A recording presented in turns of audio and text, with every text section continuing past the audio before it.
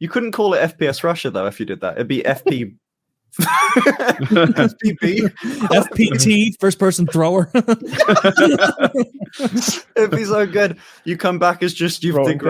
Hello, my friend. I have lost a lot of rights in the last. So now we are going to first test slingshots. This channel sucks now. I'd really like to see the take on it because you managed to make that would be funny. You managed to make everything extreme. Somehow it'd be a slingshot that somehow explodes a target. Yeah. Some shit. Oh god. And we're live. Do you know anything that would explode from a slingshot? Would Red Dot do that? Yeah, I could come up with something that would explode. An exploding projectile to come out of a slingshot pretty easily. Yeah. I meant an exploding target. Oh, a target. Yeah, I could rig it up. Okay. Yeah. You're just such a nonchalant. Oh, okay. Yeah, I mean, you would just use. I mean, you'd essentially be making a pressure-sensitive bomb as a target. A lot of pressure-sensitive bombs. I'm telling you this. I recognize. Like even a shotgun won't set them off. Like you need a faster. So that's why I was asking about a slingshot. Like, could you rig something that would work? I would use 209 shotgun primers placed in a cluster, focusing in on some sort of container filled with an explosive like black powder or something like that I won't go too much into. But the primers would explode and ignite it with. You can take 209 primers and put them in a slingshot. I used to do this all the time and like shoot it at a brick house and they'll explode on impact. It's the part of the, it's the primer from a shotgun shell, but you can buy them. And back then they were cheaper. Who knows what reloading supplies cost now? But like back then I just had hundreds and hundreds of them and it was fun to shoot them and they pop. Everything on Earth is back ordered right now. I don't know. Yeah. Who knows? Yeah, well, that sort of thing.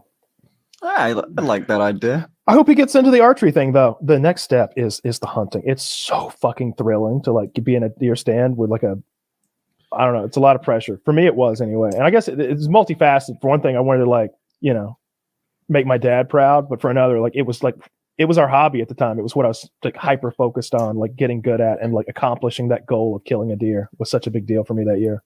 When I with made a bow, it's impressive. I kind of fit into that camp of like with a gun you're in like easy mode, but with a bow I can kind of respect it in a way. If you kill a deer with a bow, as long as you're like nice about it, right? Like I've killed them with everything.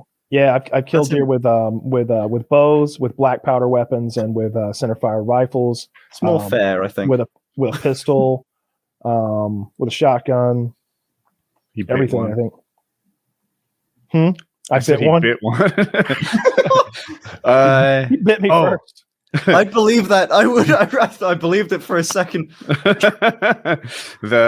I was about to say the bow hunting thing. When I made paramotor videos, I was very aware of the fact that this is fun to do, but it's not necessarily fun to watch. It's just sky sitting, right? Bow hunting is that times 10. I'm sure it's fun to do. I'm sure there's a little stress. You've got your adrenaline going. You're trying to do something good under pressure, but to watch it, oh my goodness! What if I was shooting apples off of Jeremy's head? Would he let you? I'd sub for that. It'd be based on Jeremy's reactions, right? How scared he was. Look at how much he reacts with an arrow through his forehead. You knocked my tooth out. When he caught that shuriken. Wait, doesn't Jeremy have all new teeth? Am I mixed up? He's got dentures. They flop around. We can get rid of those real quick with an arrow. How much would you need to pay? Was it Jeremy the one that just held the explosive or something? Yeah. That's on the same level as put an apple on your head. I'm going to try and fucking definitely shoot not. it. Really? No. And it's meant to look incredibly dangerous, but to be wishy-washy dangerous. The explosives on the end of a stick that are stuck in one of those zombie targets, and they're in the zombie's head. So like he's separated from the explosion by like 3.5, 4 feet. Which might sound scary, but like this is an explosion that doesn't produce a lot of shrapnel. It's really just concussive force. So it's like there's a little flashbang going up above his head. It's loud for him, but outdoors it's not that loud. It's not that dangerous. So there's like shooting an arrow off his head. Like there's a 25% chance he dies. Okay. The wings trip. Yeah, no, I saw you blew up a boat, and I think in that moment I realized, okay, there's got to be different tiers of explosive. because you were standing next to that, and it was enough. Did you blow up a boat, or is he? You I did blew up a boat. Like a rowboat or something, right? Bass boat, yeah. Yeah, but like fiberglass. I don't know how on video it looked like you were maybe 5 meters something from it, like about 5 feet, about five yards, yeah. Too close to that boat. But and it's such a thing. Well, I had to get close because all I had was a Dragunov sniper rifle. I wanted to make sure I hit it. Yeah, and it was one of those explosions. It was one of those explosions that like you hear on the microphone of a camera. A big explosion is like, but like a really powerful one just boom. Like it's a really short sound effect, and it was fucking terrifying. Like the grass moved. Yeah, that was a big explosion. That wasn't a different tier of explosives. That was just more of them. Yeah, but like, how does no one die from? I feel like that's the sort of thing I'd see and go, well, okay, anything within like a big radius of that is gone. The things that two things kill you from explosion. There's the shrapnel, which is the most lethal thing. It's throwing bits of usually metal. That's the scary part because metal is hard, sharp, and it moves quickly because it's dense.